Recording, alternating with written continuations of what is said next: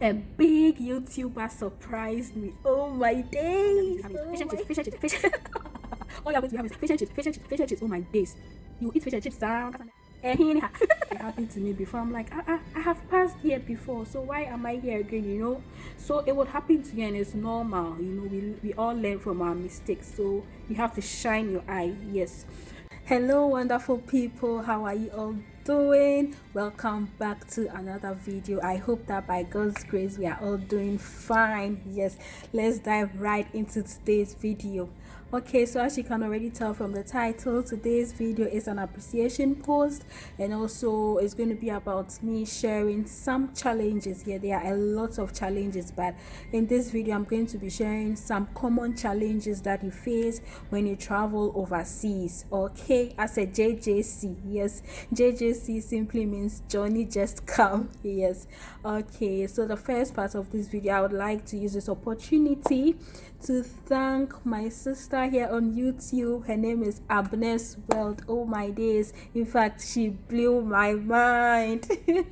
Abna, if you are watching this, I know you are watching this, I just want to say a big thank you. Like, if you are watching this, I really appreciate what you did for me. Okay, so you want to know what Abna did for me, right? Okay, she shared my video to her community and I got some subscribers. In fact, the engagement on that video was a lot, was massive, and I just want to thank you, and I want to welcome all the new subscribers. You are highly welcome. My name is A.K.A. here. We keep it simple, straight, like just a no lungu via, no faking, just as natural as it is and as real as we can be. That is what we say here on this channel. So you are highly welcome to my channel. That is Ghana Aku. Abna, thank you so much. Hey, a big YouTuber like you. Oh my days, I'm humbled, and I would also like to encourage each and every one of us to keep sharing the video. Tell your friends about this channel. Let's help this channel continue to grow from grace to grace, from strength to strength. Okay, thank you all so much. Abna, thank you so much. Okay, so moving on to the second part of this video. As I said, I'm going to be talking about some of the challenges that you face when you travel abroad for the first time. Yes, so first and foremost, I'll be talking about the weather changes, that is change in climate. So if you're like me, that is coming from Africa, more precisely Ghana, which if you are Ghanaian, you would attest with me that we mainly have two seasons, that is the wet season and the dry season, or the rainy season and the dry season. Yes, but here abroad, here in the UK, there are a number of seasons. We have the winter, summer, autumn, spring and all that. So when you come here for the first time, the weather changes. It's quite like it has a toll on you, as in it's very cold here, like it's so cold, so you find yourself having that kind of difficulty. So the only alternative is to like wear coats, jackets, your gloves, your boots and everything, but trust you me, you're still gonna feel the cold. Yeah, so as a JJC, as a Johnny Just Come, you find that really challenging. And if you are not like very serious or hard on yourself, you're going to spend your whole days just in bed, under the sheet. You don't want to do anything. But hey, if you have to go to work, you have to get out of work, walk out in the cold and go to work. So that is what it is.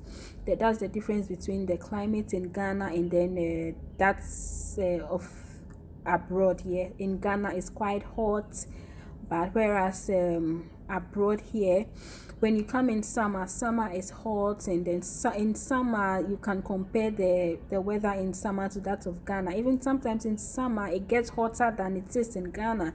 Yes, so that is it. Another challenge would also be the language. Yes, I know you'll be surprised that why would the language be a challenge. I'm saying this because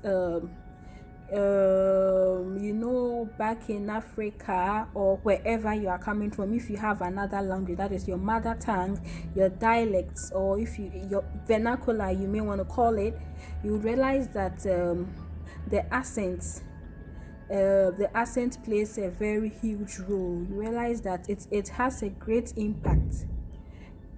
You realize that it has a great impact in our English language, the phonetics. So why do I say this? I'm saying it is a challenge because here in the UK, English is the only language they speak. English is the only language they speak. So if you do not speak English, then you are going to find it challenging. And even if you speak English and then you have another mother tongue, you realize that the accent influences your tonation in the English language a lot. So you find that challenging when you find yourself amongst your white peers. When they are speaking, they speak very fast, and then you find it's challenging. Like, you have to struggle the first few weeks that you stay or you around them. You find it challenging in terms of communicating. You go to the shop, you want to buy something, you realize that they speak very fast. And me, what I do is that when you speak very fast and I don't hear a thing, I only smile. I'm actually laughing now. But when I go to a shop, you speak and I don't hear, I'm like, excuse me, I beg your pardon. Then you have to repeat yourself. Yes, because it is what it is. But you find that challenging. But now, come on.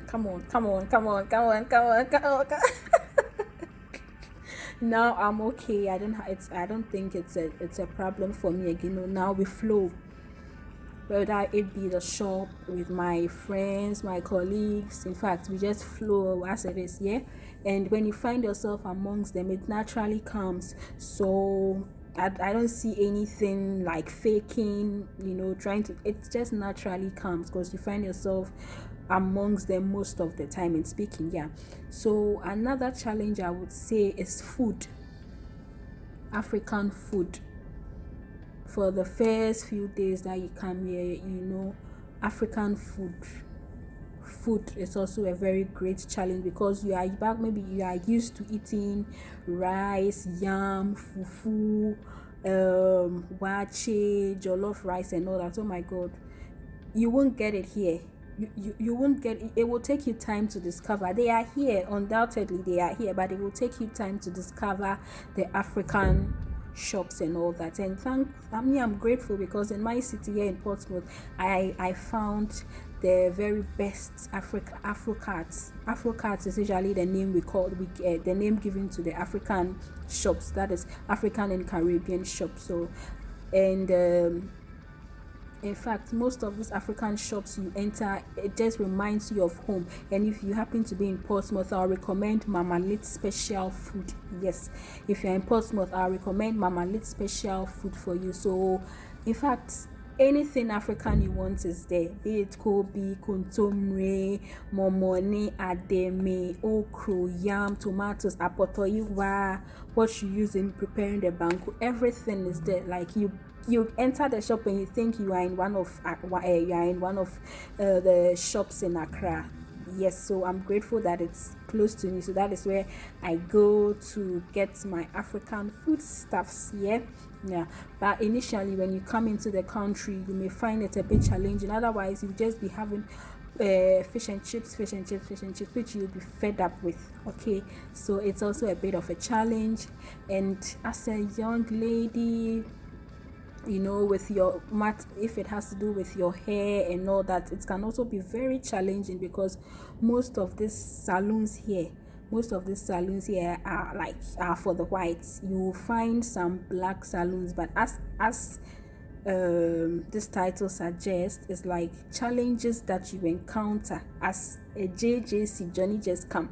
They are here, but when you get to a place for the very first time, it takes days for you to adjust. So I'll advise that if you are traveling overseas for the first time, maybe you braid your hair, you have your hair done in a way that can last you for months, for months or weeks, so that before you even think of making another one, you might have discovered an African salon. Because sometimes you walk into this white salon, they tell you, no, I can do black hair.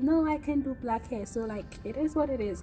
So I'll advise that if you are thinking of traveling, you make sure your hair is sorted, And then when coming to, you make sure you come with some some of these African foods that can sustain you. You come with shito, gari, these little things that you can be depending on before you settle, before you become before you become a blogger. And then also the transportation system here in the UK too. The transportation system is quite different, and is so efficient as compared to, yes, it is what it is so efficient as compared to that of my country, Ghana. So back in Ghana, we have the trotros, the taxis. We have we have stations where you can go to and then board your car.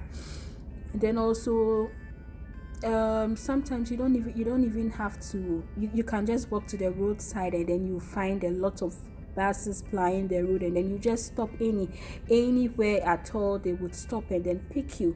But here in the UK, it's a different case, in the sense that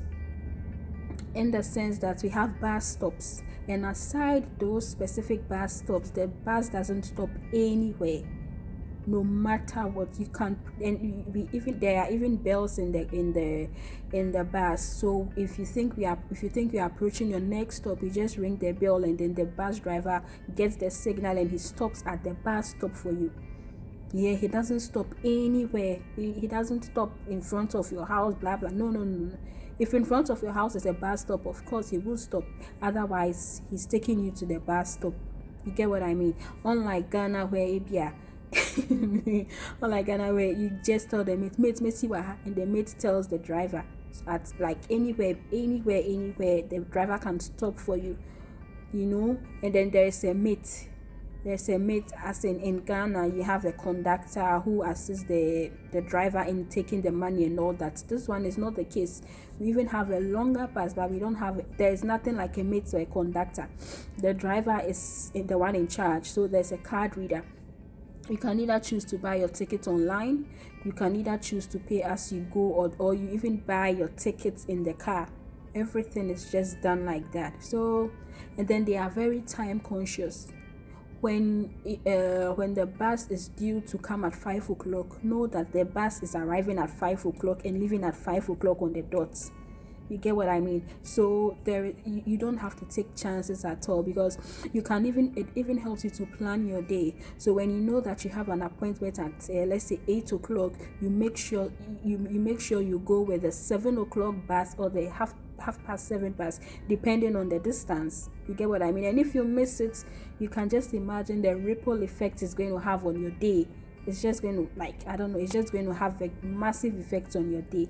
So it trains you to be time conscious. And when you miss the bus, you miss it. The bus, when it's 5 o'clock, and say the bus is due to move at 5, and you arrive at 5:01, you arrive at the bus stop at 5:01. Which in a bus need to jaw, you will run. The bus driver will not stop. You get what I mean? Because take into consideration the other people who are in the car, who have appointments to meet, who have let's say, who have to go see the doctor, who have, people plan their lives. So it's not because of just you that you are going to delay. So it is what it is. I think when you come here as a JJC, Johnny Just Come, these are some of the challenges you are likely to face. So just be prepared for it. Yeah, just make sure you come well prepared. If you are coming, know the season before you come. If you are coming during summer, then there is no need for you to come with your jacket or plan for unless you have intentions of staying into winter. And if you are coming during winter, just come prepared. Come with your gloves, your jacket, and all that. Even if you don't come with it, just know that when you come, you are coming to get some of these things here. So in as much as it can be challenging, you have to adapt and adjust. It is what it is, because we are living. So people are also living and then making it. So it's not an excuse for you not to explore the world. So I hope you enjoyed this video. If you did, kindly give this video a thumbs up, share this video with your friends.